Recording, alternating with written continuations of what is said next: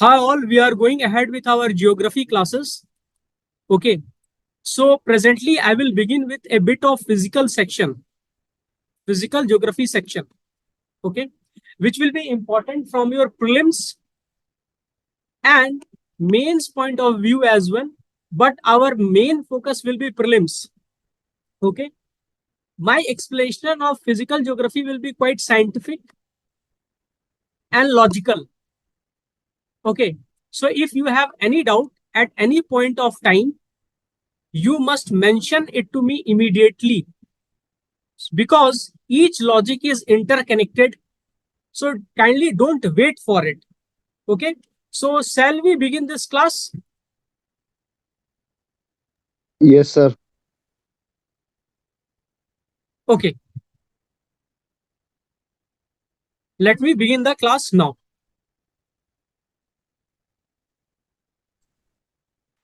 So the section I will be beginning with will be climate. Okay. Actually, it is climatology. It's part of your syllabus. And it is one of the most scientific portion of your syllabus which you need to understand in order to understand geography and its physical portion. So before beginning, I will tell you physical geography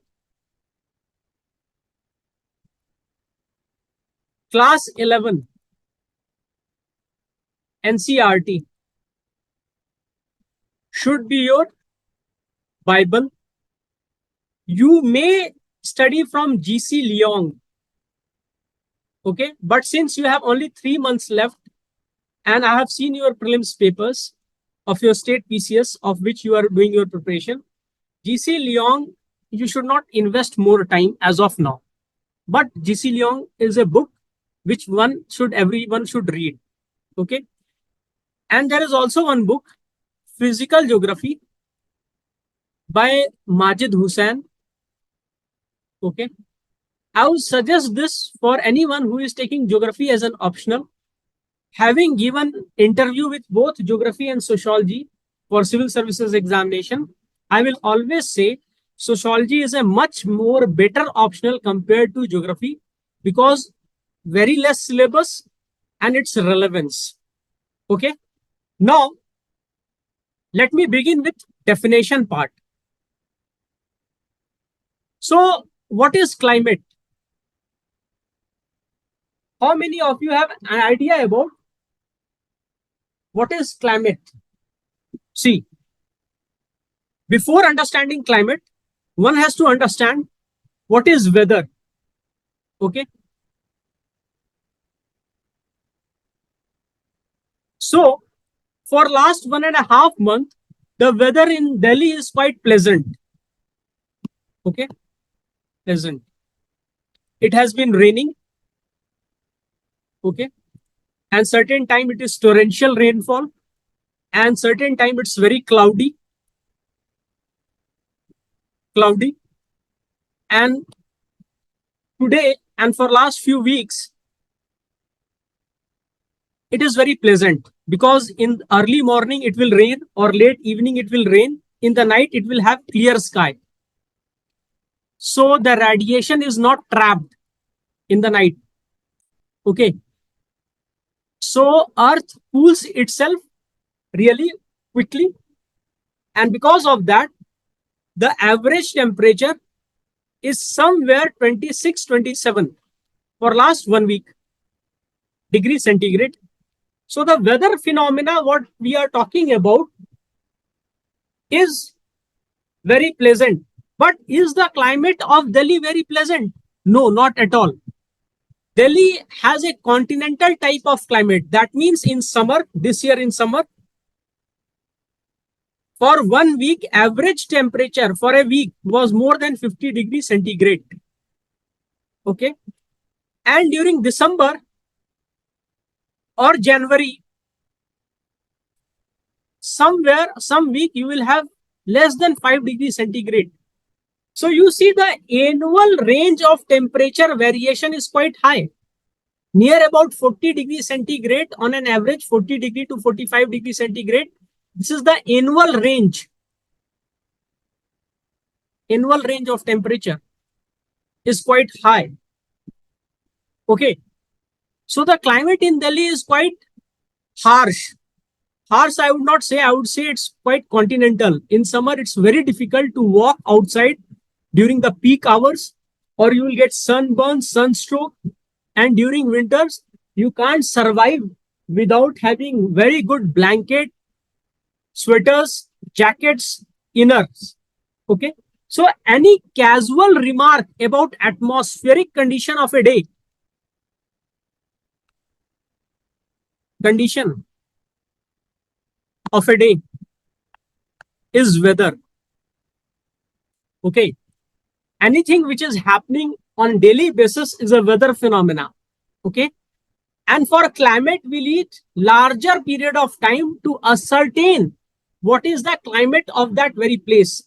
Anybody of you who has an idea what is the average time period which is being taken for a place to know and ascertain its climatic condition? Can you tell me? In climatology, an average time period is taken to calculate the average atmospheric conditions of a place. Any idea what is that average time period?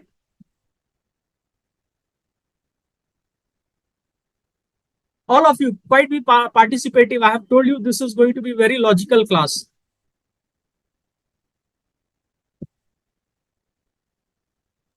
3 months, sir. 3 months. Okay. Anyone else? See, UPSC, why people are not able to clear is that we take common sense as GS, general studies. This is not the thing. Okay. General study is way beyond common sense. So as per climatology, it requires 35 years. Okay. The average atmospheric phenomena of a place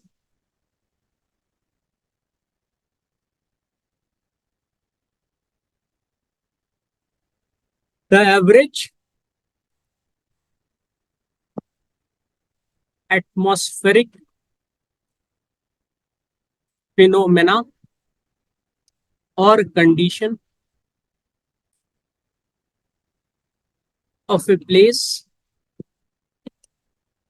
for over 35 years is called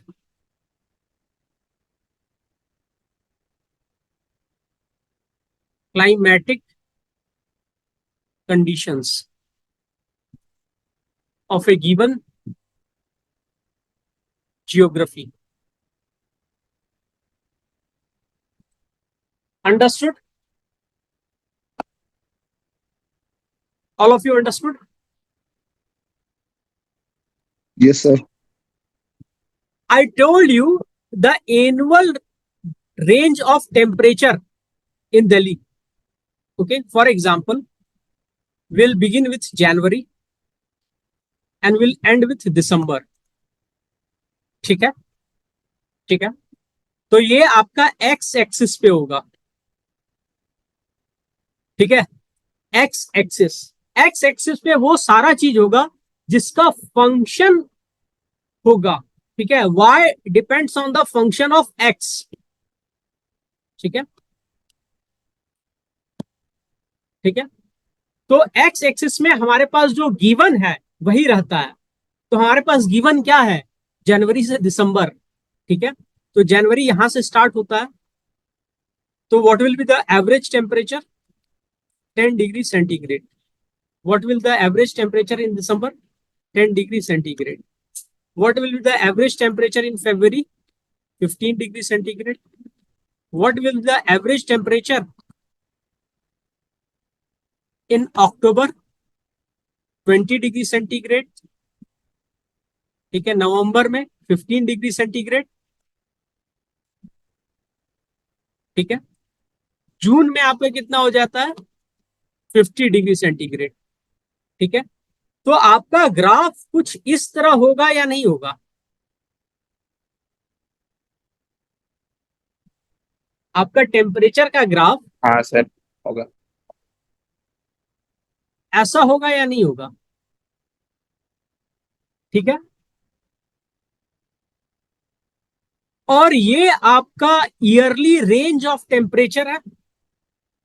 ठीक है, आपका minimum temperature मान के चलते हैं 10 degree centigrade है, maximum 50 degree centigrade है। तो ईयरली रेंज क्या है टेम्परेचर का? Difference between max and minimum, that is 40 degree centigrade is your annual range. कि 40 डिग्री सेंटीग्रेड तक का एनुअल रेंज है, 10 से 50 डिग्री सेंटीग्रेड तक जा सकता है, ये आपका एनुअल रेंज है। ठीक है, समझ में आया या नहीं आया?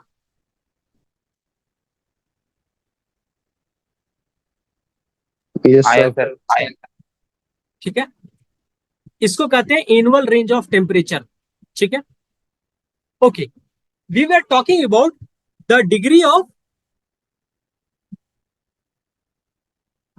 Variability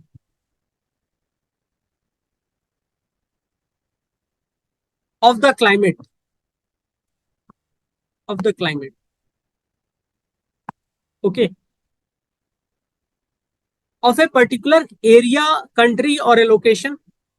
For example, if you go to Kerala, okay, or Tamil Nadu,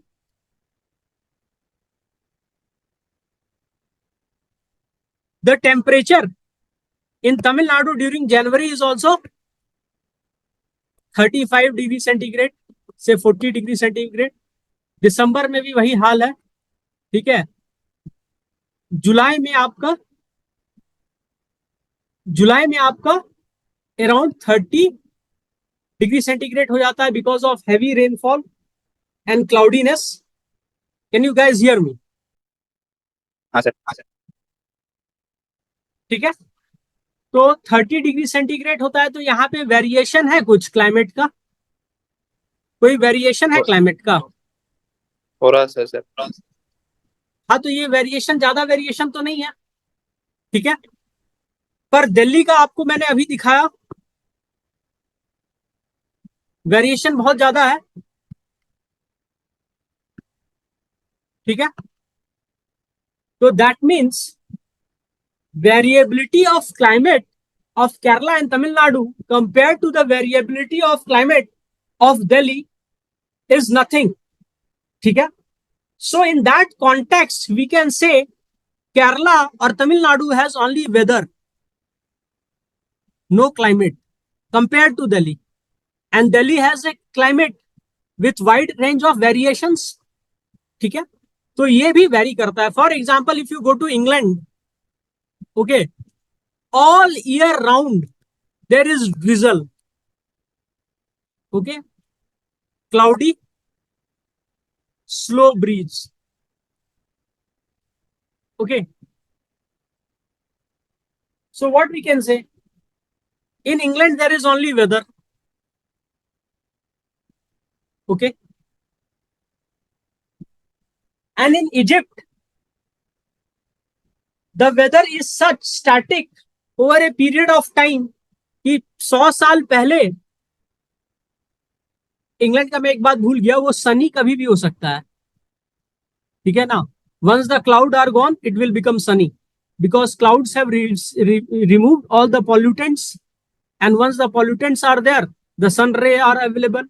तो वहां पे मेघालय वाला सिस्टम है, सवेरे क्लियर स्काई होगा, उसके बाद बारिश होगी, फिर बारिश जैसे खत्म होगी सन निकलेगा, फिर बारिश होगी, फिर सन निकलेगा, यही कहानी चलती है।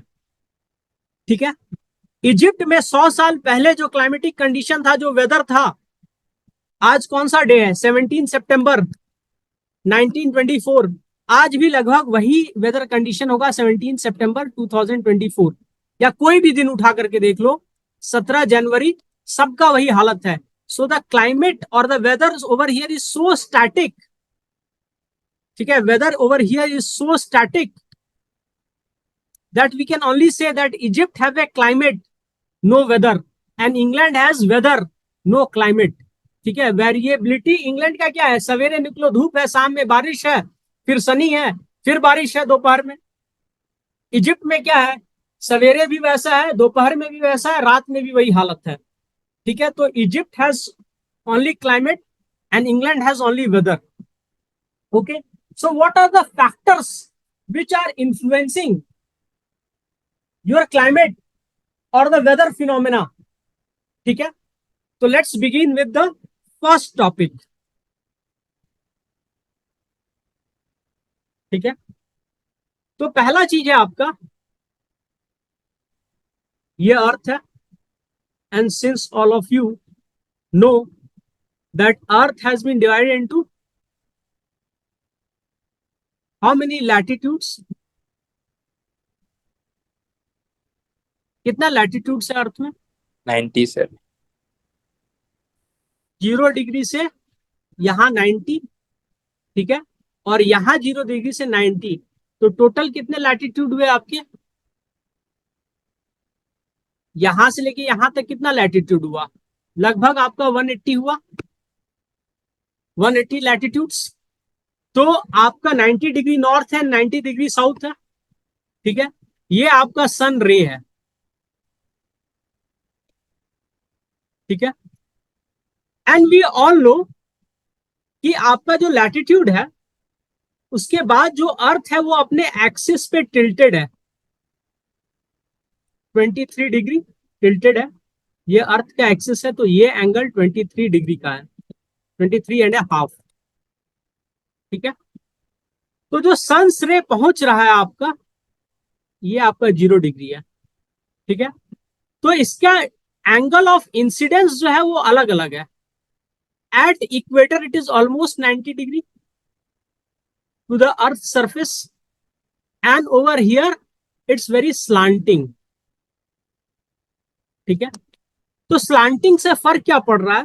जस्ट 10 और 5 डिग्री अबव इक्वेटर हम लोग देखते हैं, क्योंकि इक्वेटर में आपका क्या होता है most of the time, very cloudy. तो जस्ट देखो 8 डिग्री अबव, तो ये 8 डिग्री अबव जो एरिया है श्रीलंका का, सॉरी श्रीलंका कहते हैं, इंडिया का, तमिलनाडु में. और ये आप पोल्स पर चले जाओ 0 डिग्री पे, तो पोल्स पर कैसे जा रहा है सन्स रे? एकदम टेंजेंसली जा रहा है. तो एक सन रे कैसे जाएगा? ऐसे जाएगा. ठीक है, और यहां पे सन रे क्या आ रहा है? ऑलमोस्ट ऐसे ऐसे ऐसे आ रहा है.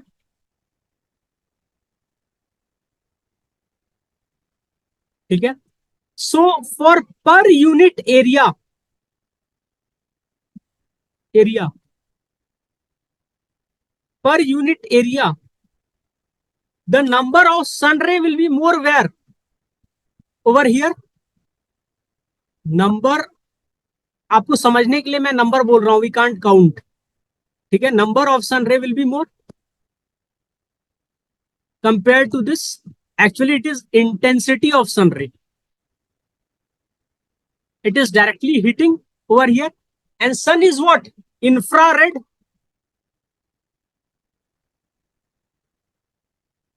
Infrared rays are coming. Just a moment. Sun ray is infrared ray, and for per unit area near equator, the intensity is very high. Very high. Okay. So in that case, temperature over here will also increase, and temperature at pole will be very less because the intensity is very less. Okay, since the intensity is very less, what will happen? Temperature will be less. So now you understand the role of latitudes, how it affects the temperature. Yes sir.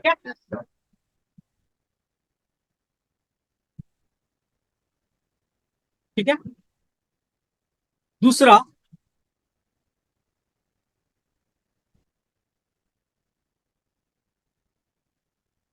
C altitudes. ठीक है.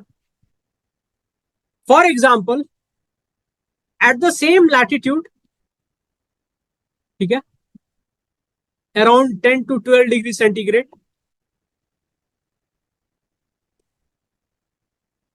okay, we may have Madurai,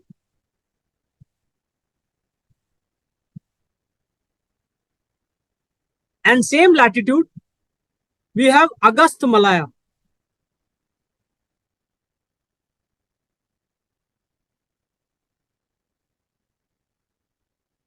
Okay, it is in Kerala, Western Ghat, sir Kerala. Screen नहीं आ रहा है. कहां से नहीं आ रहा था स्क्रीन? वहीं से स्टार्ट करूंगा. See, second is altitude. Okay.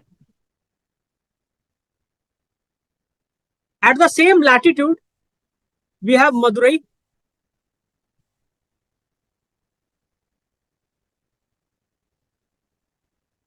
Twelve से 14 डिग्री के बीच में कहीं होगा. ठीक है, उससे आसपास ही होगा, ज्यादा दूर नहीं है. 12 और 14 के डिग्री के सामने भी आपका दूसरा है अगस्त मलाया. ठीक है, अगस्त मलाया कहां पे? आपका वेस्टर्न घाट में है. It is also your biosphere reserve and it is also a mountain over there. ठीक है,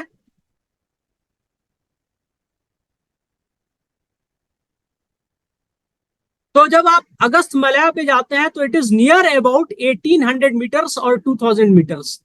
सो over here you will feel very cold, and over here in Madurai at the same latitude you are feeling very hot at the same time of the year, on the same date and the same day. So what is the difference? Many people will say that as we climb up away from the surface of earth, it is because of adiabatic lapse rate. So what is adiabatic lapse rate?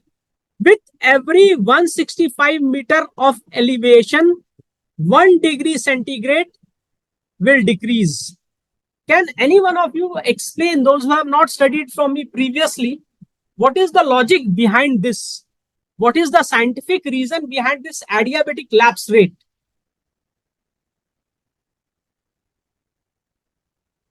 अच्छा, अभी कोई join किया था, वो आप में से किसी का दोस्त या रिश्तेदार है क्या? अगर है तो आप उसको बोल दीजिए, वो ऐड कर लूंगा मैं. Because many of you have also added few of your family friends. So just let me know. Okay. So can any one of you may explain to me what is the scientific cause for this adiabatic lapse rate? Sir, because of the heat absorption in this surface area. अच्छा, ठीक है. Any other logic? Surface area में heat absorption यहाँ भी हो सकता है. In fact, their surface area is more. They are more exposed to the sun ray, more surface area. And if you go at the top, the pollutant are very less. So you will directly get the sun ray over here.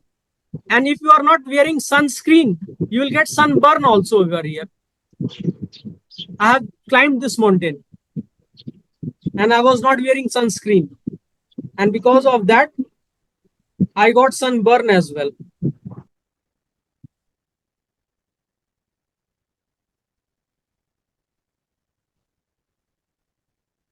तो बताओ मुझे,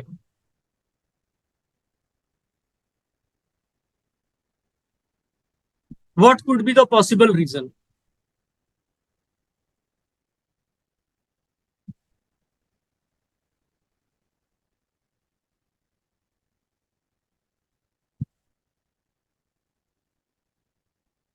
air pressure, बताओ भाई air pressure से कैसे होगा?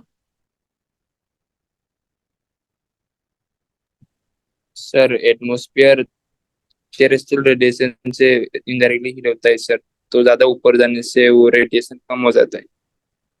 अच्छा, ज्यादा ऊपर जाते हैं तो रेडिएशन कम होता है, ठीक है। आप एटमॉस्फेयर से बाहर निकल के देखो, वहां पे थर्मोस्फेयर भी है, वहां पर देखो कितना रेडिएशन आता है। वैन एलन बेल्ट, वहां पे भी बहुत रेडिएशन आता है। इतना रेडिएशन आता है कि आपका satellite launch vehicles, rocket, even human DNA can be easily damaged. Just try the logic. देखो, आप लोग लॉजिक नहीं अप्लाई करते हो। ये अर्थ है, अर्थ का ग्रेविटेशनल पुल है,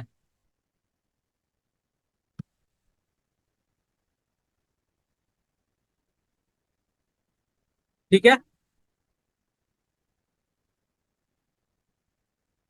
ये माउंटेन है, ये इसका पीक है, समिट, ठीक है, माउंटेन का, ठीक है। अब हम लेयर ऑफ एटमॉस्फेयर बनाना शुरू करेंगे।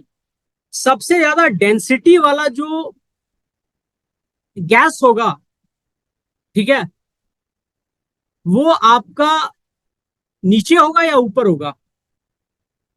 ज्यादा डेंसिटी वाला गैसेस नीचे होगा, ठीक है।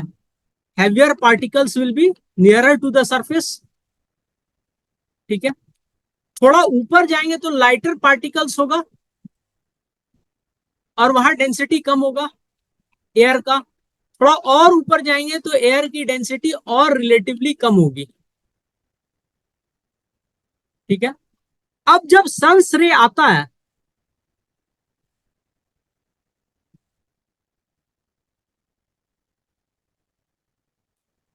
so where they find more particles to get absorbed, you can see when the rarer portion is there, the sun ray is not absorbed, okay. Sun ray is absorbed at the denser positions, high absorption of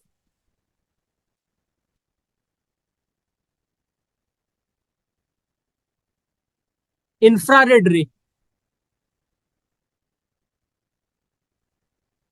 infrared waves. Infrared waves क्या होता है किसी भी चीज को गर्म कर देता है, तो that heat is absorbed by them, so as you move up you will get lesser number of particle absorbing that much amount of heat। तो जैसे जैसे ऊपर जाओगे डेंसिटी वैसे वैसे एयर्स का कम होता जाएगा, जैसे जैसे कम होता जाएगा वैसे वैसे हीट आपको रिलेटिवली लेस लगेगा।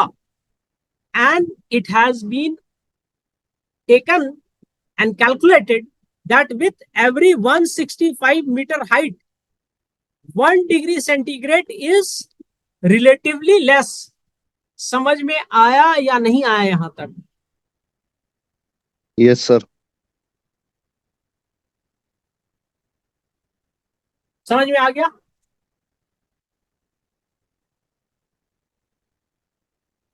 हाँ सर। ठीक है,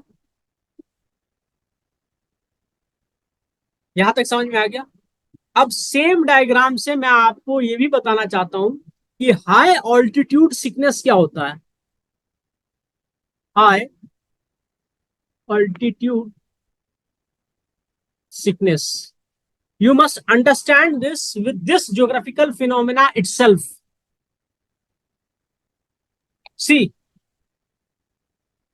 majority of the time we have heard that people going from plain area to trekking at high altitudes die because of lack of oxygen, and I need to make you understand why this is important for your geography।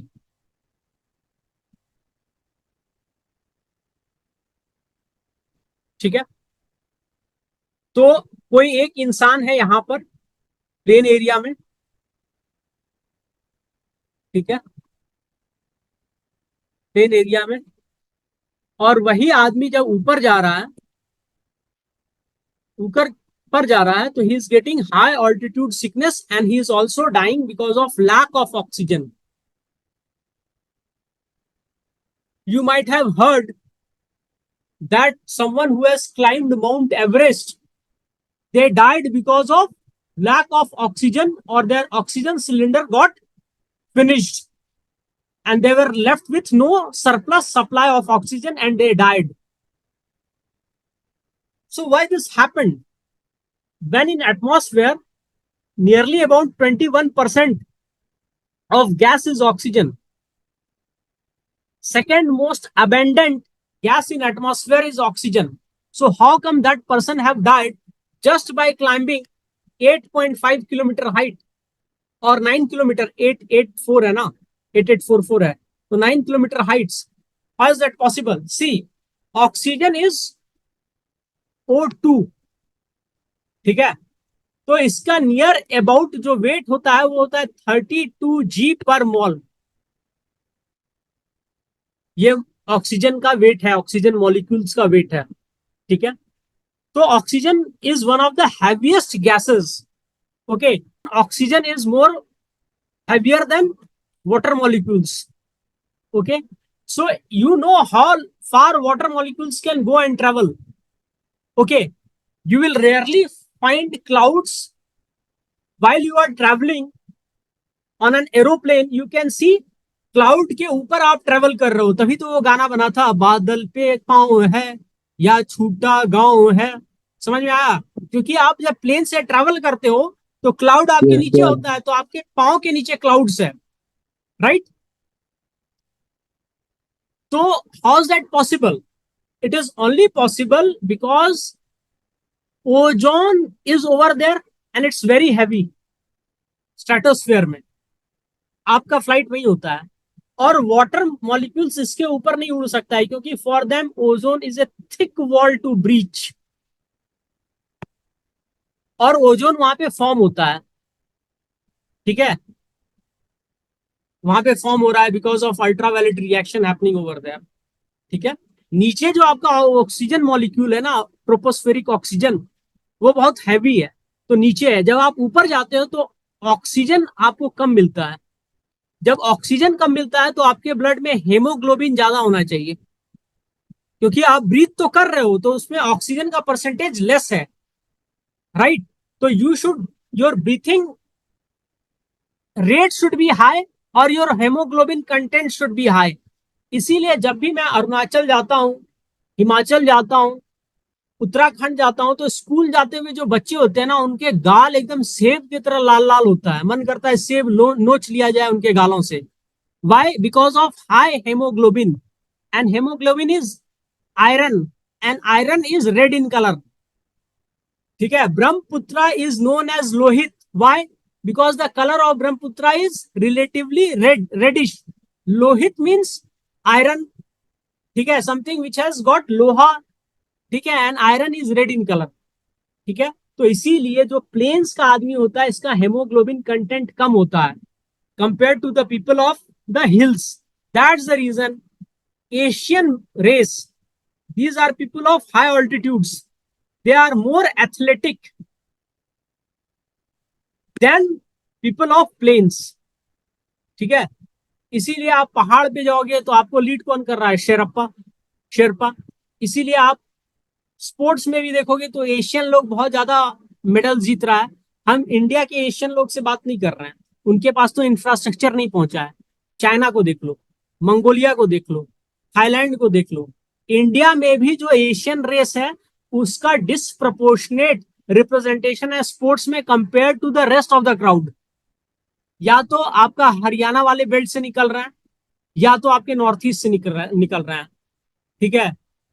Dihing express, ठीक है, जो boxer थी आपके यहाँ की, आसाम की, वो मीराबाई चानू, ठीक है, मैरी कॉम, ये सारे लोग एशियन पीपल है, ठीक है. So if proper infrastructure facilities been provided to Northeast, the biggest sports talent will come from them. Cricket is a game of lazy people. Lazy people will be playing. They will be standing at one place waiting for the batsman to hit it over there and they will run. Football is a game of people, those who are hyperactive. So if you see the Indian football team, you will find the majority of them are from where? Northeast. And when you see Indian cricket team, no one is from Northeast. That means sports का कमी थोड़ी ना, infrastructure का कमी है वहां पे. Infrastructure दो, फास्ट बॉलर वहां से आएगा, बैट्समैन वहां से आएगा, ठीक है. But we should move beyond cricket, ठीक है. तो यहाँ पे आप समझ गए ऑल्टीट्यूड का इफेक्ट, ऑक्सीजन सिकनेस का इफेक्ट, ठीक है. Heat trapping, in these gaseous molecules heats are trapped, and if there is high cloud, okay, so these heats are not reflected back.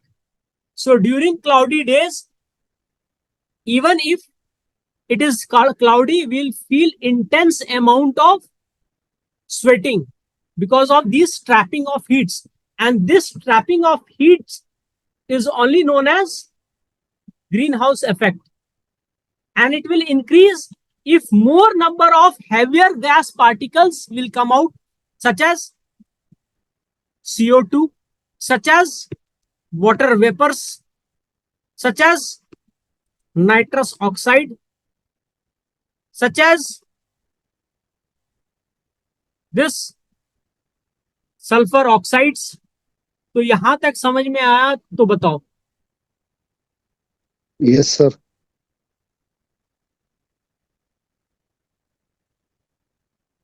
ठीक है. So the next thing is pressure.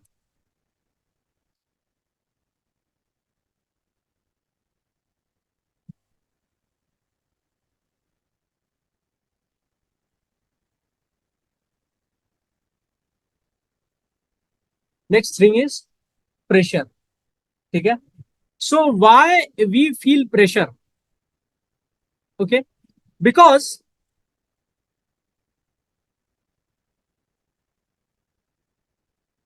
air is made up of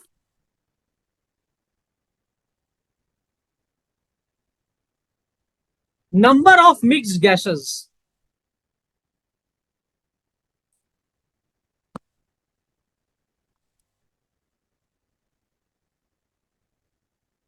Okay, and these gases exert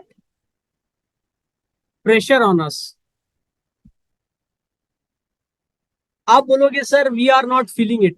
Since your birth in your mother's womb, there was liquid over there that has conditioned your body for this air pressure. So when you take birth, ठीक है, you don't feel this pressure. Okay, but when you go to higher altitudes, your nose start bleeding, just like Mithun Chakravarti in Hindi movie. कोई भी उसको मारता है, उसके नाक से खून निकलने लगता है, और कहीं से नहीं निकलता, नाक से निकलता है, ठीक है. So when you are trekking to a higher altitude, your nose will start bleeding, and when you are in plane, there will be no such nose bleeding. Even if you are flying on an aeroplane, you will feel that in your ear. Okay, you will feel certain kind of pressure. Okay, from inside to outside. It has happened with me. Okay, so while you are flying, that time also the kids will cry the most. Okay, in plane. Why they are crying the most? Because artificial pressure is created to balance that atmospheric pressure we are accustomed to. Okay, but it is not happening to that level. That's the reason, especially when I'm traveling from plain area to higher altitude area, intense pain in ears happen for not only me, for also for everyone. That's the reason majority of the time people are either chewing gum, okay, or they have put some bud in their ears. It is because of differential pressures compared to higher altitude and lower altitude. So why this difference of pressure is there? This difference of pressure is because of air being made up of number mixed gases. तो अब इसको explain मैं वापस उसी तरीके से करूंगा. So air is made up of gases such as CO2, nitrogen, oxygen, water vapor, neon, argon, ठीक है, carbon monoxide, sulphur oxide, nitrous oxide, particulate matter, they are particles. So the denser gases, particles will be nearer to the ground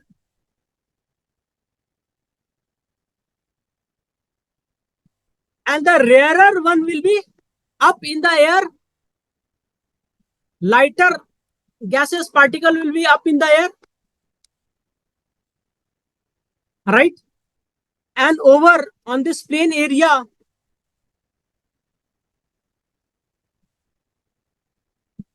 rarer gas particles. So we'll take per unit column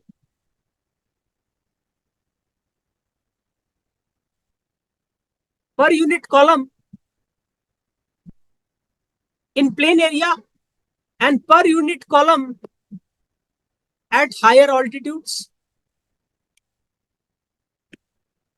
So you can see at higher altitudes, because of this difference of height,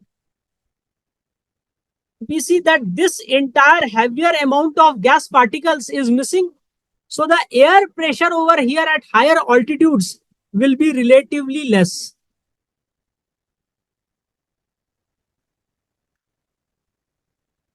And air pressure at lower altitudes है याद रखना,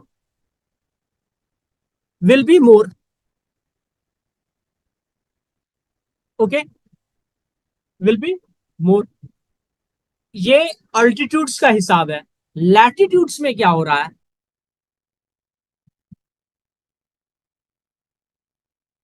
$8 degree north, 0 degree north, 8 degree, 0 degree. कहां pressure ज्यादा होगा भाई? कहां pressure ज्यादा होगा? Can any one of you tell me where the pressure will be more? 8 degree. 0 degree. 8 degree pressure will be more. एक बात बताएं तुम लोग को, एक जमाना था UPSC used to give this type of question and majority of the people were saying 8 degree. ठीक है, उनको देता था यूपीएससी 0 डिग्री, तभी निगेटिव मार्किंग नहीं होती थी. ठीक है, देखो प्रेशर इज डिपेंडेंट ऑन, हाँ, pressure is dependent on 3 factors: altitude, latitude, ठीक है, temperature. In the very beginning of the class, I have explained you relationship between latitude and temperature. ठीक है, I have also explained the relationship between altitude and temperature. And when I have explained you relationship between altitude and temperature, I have explained that relationship for the same latitude. ठीक है, for the same latitude, if the altitude is different, will feel difference of temperature. बताया ना मदुरई और अगस्तमला के बारे में. Madurai same latitude पे है compare to Agasthyamala, almost same, right? But altitude of Agasthyamala is 2000 metre and Madurai is around 300 meter above the mean sea level. So the temperature over here is relatively very less compared to Madurai. Here temperature will be 5 degrees centigrade or 10 degrees centigrade. Here the temperature will be 30 degrees centigrade, right? For the same latitude, because of difference in altitude. अब ये 8 degree centigrade में same altitude पर है और 0 degree centigrade में भी same altitude पर है. ठीक है, यहाँ पे ऑल्टीट्यूड दोनों का है, मान लो 200 degree above mean sea level, यहाँ भी 200 degree above mean sea level. ठीक है, जब भी क्वेश्चन आता है other than the given thing, all other thing is treated as constant. ठीक है, ये इकोनॉमिक्स में भी होता है, इसीलिए इकोनॉमिक्स फेल होता है, because all other things are not constant in economics, they change, but in geography they remain constant. ठीक है, तब आप जब 0 डिग्री सेंटीग्रेड पे हो तो कोल्ड एयर है। कोल्ड एयर हाई डेंसिटी का होता है या हॉट एयर हाई डेंसिटी का होता है? cold air. Hot air. तो प्रेशर कहां ज्यादा होगा मेरे भाई? Hot air. Pressure will be more where there is cold air because of high density.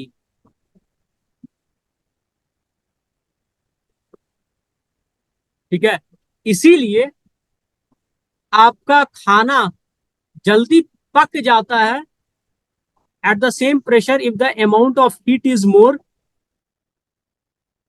at higher latitudes. Altitudes की बात नहीं बोल रहा हूं मैं।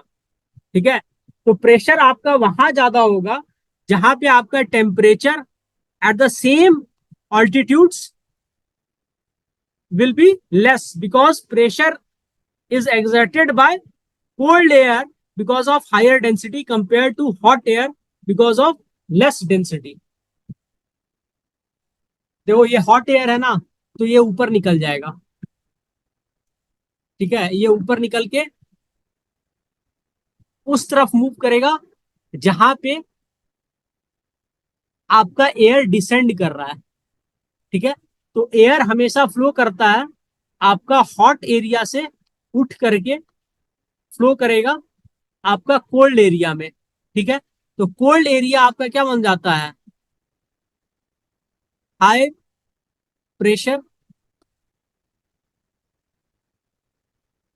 बेल्ट, और आपका जो हॉट एरिया होता है वो लो प्रेशर बेल्ट बन जाता है।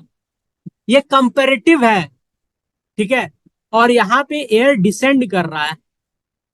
Why? Because air has lost its heat, and when it's lost its heat, its kinetic energy is less, so it is pulled by gravity. ठीक है, काइनेटिक एनर्जी क्यों less हो गया है? क्योंकि इससे जो वाटर वेपर्स है ना वो चला गया है। वाटर वेपर्स ही तो हीट ट्रैप करके रखा है, मैं एयर की बात बोल रहा हूं। ठीक है, एयर की, वाटर वेपर हीट ट्रैप किए हुए था, तो ऊपर गया। जब ऊपर गया तो क्या हुआ? कोल्ड हुआ because of adiabatic lapse rate. जब कोल्ड हुआ एडियाबेटिक लैप्स रेट की वजह से, तो क्या हुआ? वाटर वेपर मॉलिक्यूल बन गया वाटर का। It is no more in gaseous form, and since it is no more in gaseous form, what will happen? It will become heavy, and when it become heavy, it will fall on the ground. ठीक है, इसीलिए आपका equatorial area में क्या होता है? Higher amount of rainfall.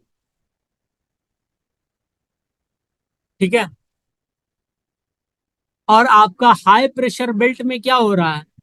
Air descend कर रहा है, still lower amount of rainfall.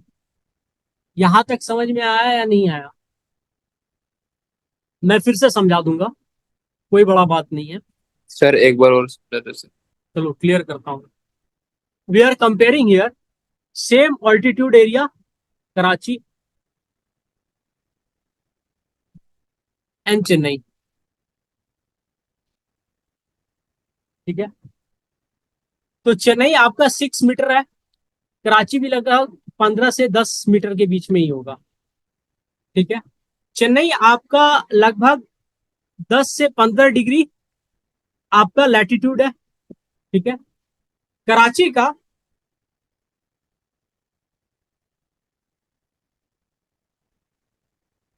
24 degree latitude है। ठीक है, और ये 8 मीटर है, 8 मीटर है।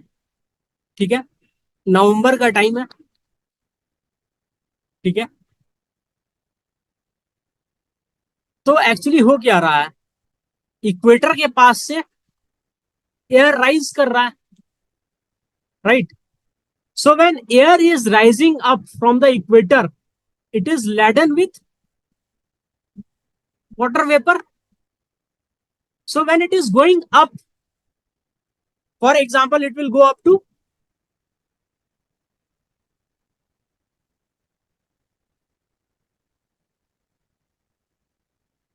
1000 meter, for example. So for 1000 meter, it has already lost near about 7.5 degree centigrade. ठीक है? And water vapor during November at equator, you know that the sun is away from the equator towards southern side. तो यहाँ पे temperature कितना हो रहा होगा? 25 degree centigrade हो रहा होगा आपका. ठीक है? तो यहाँ ऊपर जाने के बाद जो वाटर वेपर है, या 15 डिग्री सेंटीग्रेड जो भी मान लो, ठीक है, ओपन सी से है, ठीक है, विंड ब्लो कर रहा है, तो उसकी वजह से 15 डिग्री सेंटीग्रेड होगा. तो यहाँ ऊपर जाने के बाद ये कूल हुआ ना जी. कूल होने के बाद क्या हुआ?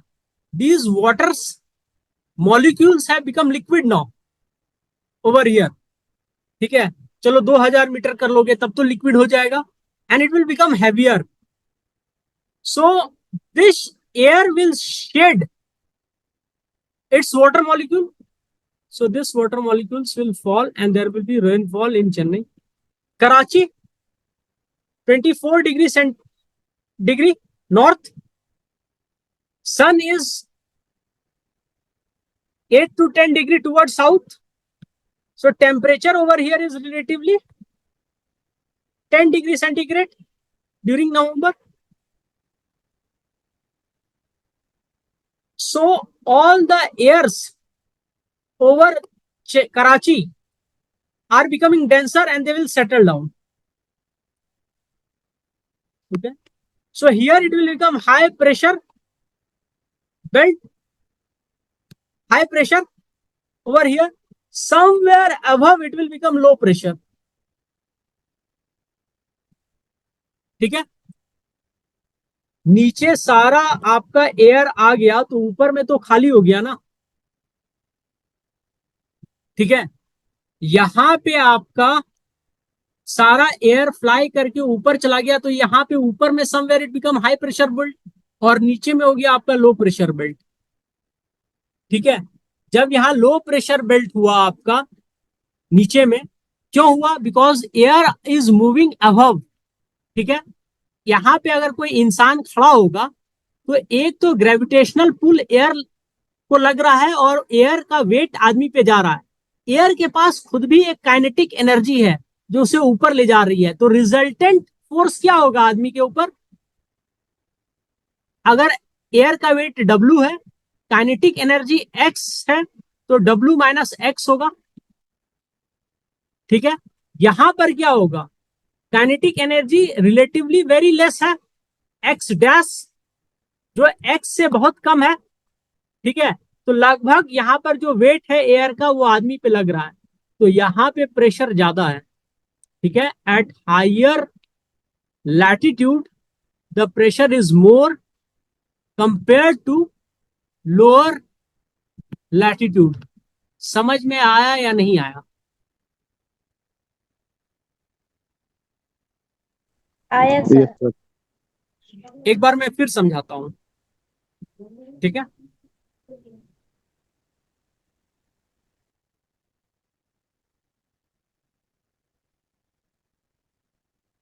ठीक है. चेन्नई, कराची, नवंबर, सन इट टुवर्ड्स 10 और 15 डिग्री, 15 डिग्री के आसपास होंगे. ठीक है, या तो 20 डिग्री के आसपास होगा toward south during November. Karachi में इंसोलेशन मिल रहा है.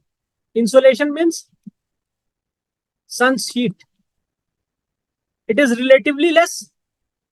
चेन्नई में इंसोलेशन भरपूर आ रहा है कंपेयर टू कराची, तो एयर पार्टिकल्स ऊपर ट्रेवल कर रहा है. ठीक है, यहां पर हीट लापता, तो air particles are coming down. So where will the pressure more? Karachi sir. Karachi. तो अब समझ में आया कि एट हायर लैटिट्यूड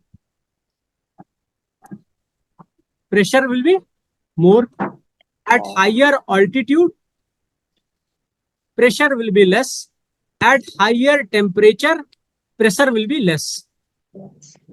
ये ग्राफ, ये टेबल बना लो। मजा आ रहा है या नहीं आ रहा है ज्योग्राफी पढ़ने में?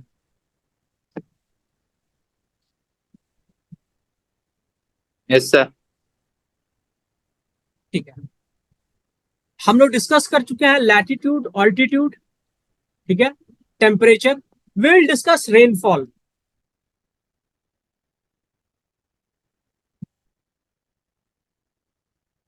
हम रेनफॉल पैटर्न डिस्कस नहीं कर रहे हैं, we are just discussing rainfall over here, ठीक है।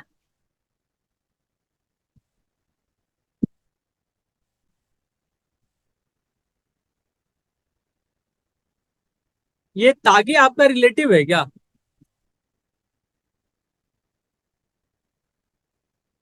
Okay, so we are not discussing just rainfall, ठीक है। तो first of all let me tell you, rainfall is measured using what? Rainfall is measured using rain gauge, okay, rain gauge, okay, and rain gauge is typically kept 1 foot above the ground in an open area, okay.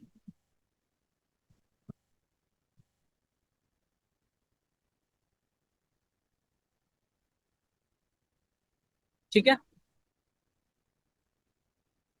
why 1 foot above the ground? Because it should not get water from the splash. Drizzling is happening or the rainfall is happening, it should not get water from the splash, okay. It should get direct water from the rain, okay. And the rainfall is calculated in centimeter, but in the rain gauge the marking is done in inches, ठीक है, उसको convert कर लिया जाता है, ठीक है। See, when we see high amount of rainfall, ठीक है, तो उसमें ज्यादा से ज्यादा आपका 1 से लेके 3 इंच तक का पानी आएगा, ठीक है। 3 इंच से ज्यादा पानी आ गया तो वो क्लाउड बर्स्ट हो जाएगा। You need to understand that is cloudburst, okay. Then you will say, sir, I am seeing so much of flooding. How is that possible? See, for example, in 10-kilometer area, there is a rainfall of 1 inch, which is equal to 2.5 centimeter into 10 kilometer. That is the volume of water that has been received. That 2.5 centimeter into 10 kilometer into 1000 meter will change that into meter, okay. And for this centimeter to be changed into meter, we'll again divide it by 100. तो आपका कितना हुआ? 2500 meter cube amount of water has been received. And for example, that area is not uniform. There is 5 to 10 centimeter of tilt. तो क्या होगा? सारा पानी इधर आ जाएगा। 2500 meter cube of water is huge.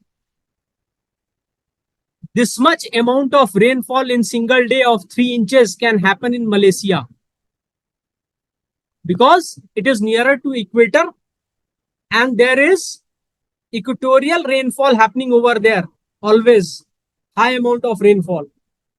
That's the reason whenever we say आज 5 centimeter rainfall हुआ, आज 2 centimeter rainfall हुआ, and you are seeing so much of water logging, you need to understand this mathematics, okay.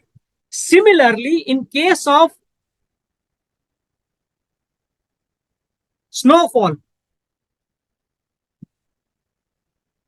when you go to Manali or you go to Kashmir, you will find a foot of snow overnight, 1 foot snow overnight.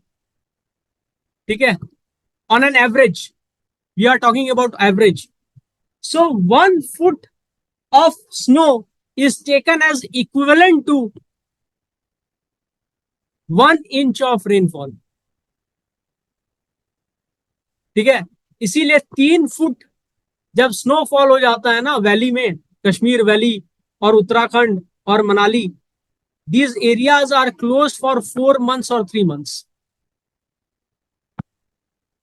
ठीक है, because 3 foot equals to 3 inches. It is happening. That is, it is huge amount of almost rainfall. Okay. So now you have understood, and the area having same amount of rainfall on an average, annual rainfall on an average is connected on the map by using a line. If you see topographic map A, B, C, they are connected using one line, and that line is known as ISO height. ISO HYET, ISO height. ठीक है, area having same amount of pressure are connected by different line. That line is known as isobars. That line which is connecting places having the same amount of pressure, atmospheric pressure, it is known as isobars. Now the question which you get frequently in your examination is about places having uniform amount of temperature connected by a line. That line will be called what? That line will be called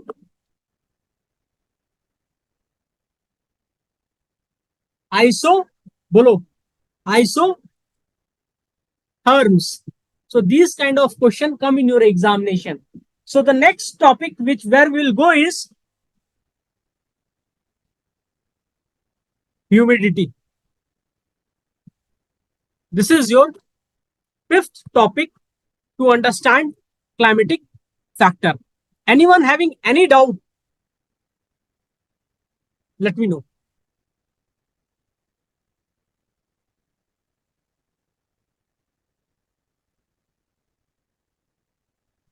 देखो, humidity में क्या होगा आपका?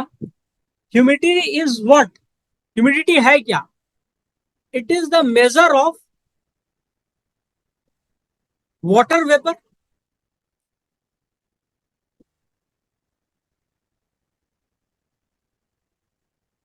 at a given place at given temperature.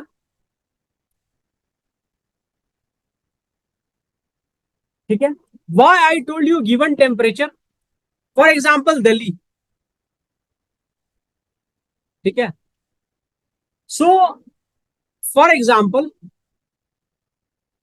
when will the water carrying capacity of Delhi will be more? Delhi में water कब ज्यादा carry होगा? 8 degree centigrade पे वाटर कैरी होगा या 30 डिग्री सेंटीग्रेड पे वाटर कैरिंग कैपेसिटी एयर का ज्यादा रहेगा?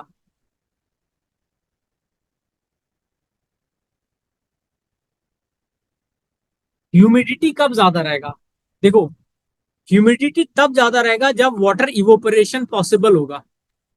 ठीक है, तो इवोपरेशन कब ज्यादा है? 8 डिग्री सेंटीग्रेड पे ज्यादा है या 30 डिग्री सेंटीग्रेड पे ज्यादा है? I am talking about these two condition taking all other things as constant. कोई विंड ब्लो नहीं हो रहा है, ठीक है, कि हवा आ रहा है और ब्लो करके वाटर वेपर ले जा रहा है, नहीं. तो humidity, water vapour carrying capacity कब ज्यादा होगा आपका? 30 डिग्री सेंटीग्रेड पर होगा. ठीक है, 8 डिग्री सेंटीग्रेड पे वाटर इवोपरेट नहीं होगी. ठीक है, जब इवोपरेट ही नहीं होगी तो एयर में वाटर होगा ही नहीं. इसीलिए during winter you use what? Lip balm. Why lip balm? Because there is no moisture present in air. इसीलिए आप क्या यूज करते हो, लोरियल मॉइस्चराइजर ड्यूरिंग विंटर और summer. When do you use moisturiser, during winter और summer? Sir use sir नहीं both करता sir ये. जवाब दो, कब तुम यूज नहीं करते हो या दुनिया यूज करती है, ये तो बताओ. अच्छा सर, सर ठंड में. विंटर भी यूज करते हैं, समर भी यूज करते हैं. हे भगवान, तो विंटर में गर्मी के सर. दिन में या ठंड में? देखो गर्मी बहुत ज्यादा होगी ना, तो आपको तेल नहीं लगाया जाएगा चेहरे पे. ठीक है. For example if you go to Saudi Arabia और Rajasthan, no one will oil your face. Okay. Already because of high amount of heat your face will become oily. Okay. Sebum आपके चेहरे से सेक्रीशन होगा. विंटर में आपके चेहरे से sebum secretion नहीं होता है, और ना ही एटमॉस्फेयर में वाटर अवेलेबिलिटी होती है. ठीक है. लिप बाम हम लोग विंटर में लगाते हैं. ठीक है. Every one of us while we were child we have used lip balm during winters, true, and not during summer. ठीक है.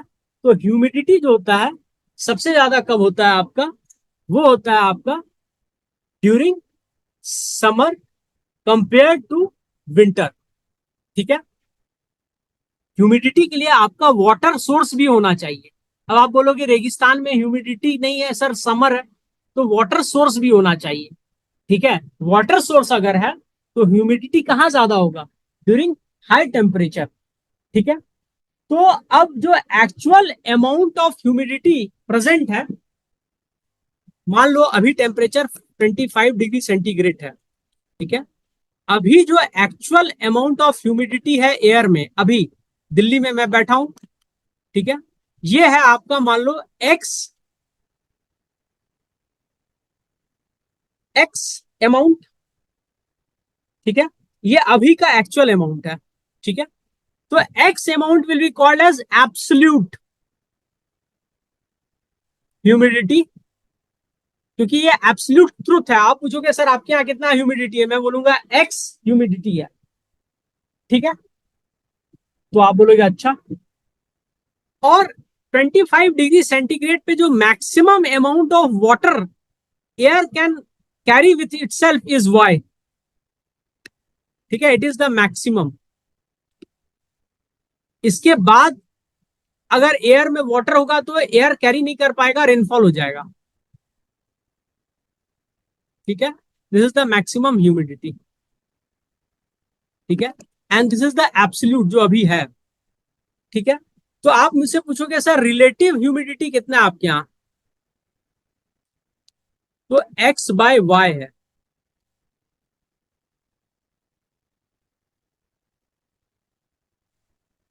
ठीक है. This is the relative humidity. ठीक है.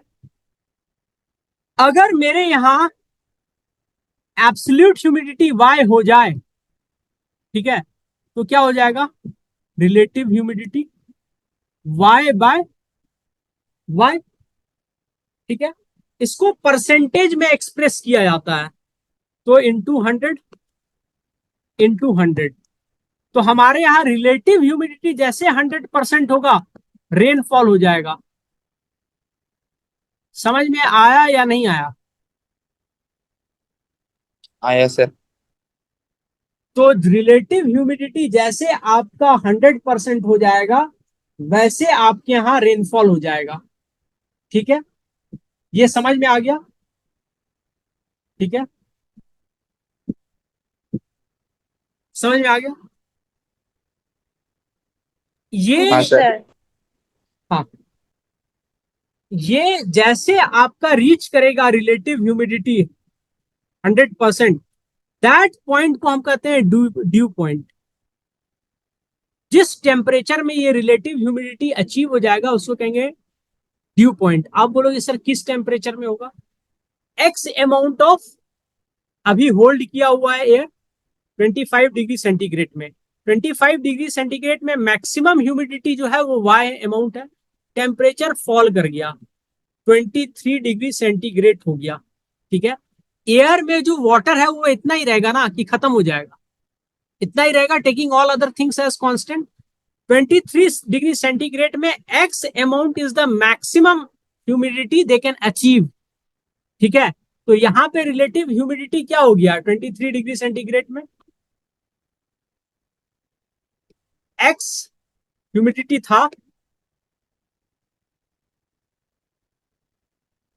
at 25 degree centigrade in afternoon, 23 degree centigrade evening में हो गया। Taking all other things constant, 23 degree centigrade में x humidity is the maximum. तो at 23 degree centigrade what is the relative humidity? x by x into 100% हो गया। तो क्या होगा आपका? रेनफॉल होगा। ठीक है, तो 23 degree centigrade is due point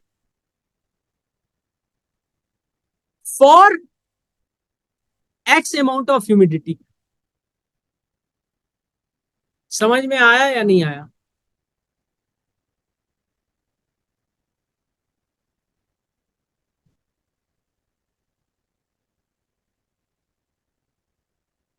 आया। समझ में? अब जो आपका रिलेटिव ह्यूमिडिटी कैलकुलेट किया मैंने अभी, ठीक है, इसको कैलकुलेट किया जाता है एक इंस्ट्रूमेंट से, उसका नाम है हाइग्रोमीटर। रट लो बेटा, एग्जाम में आता है ये। तो ये आपका ह्यूमिडिटी खत्म होगा, relative humidity, absolute humidity and hygrometer. ठीक है, अब जो आपका टॉपिक बचा है वो है सनशाइन और विंड। ठीक है,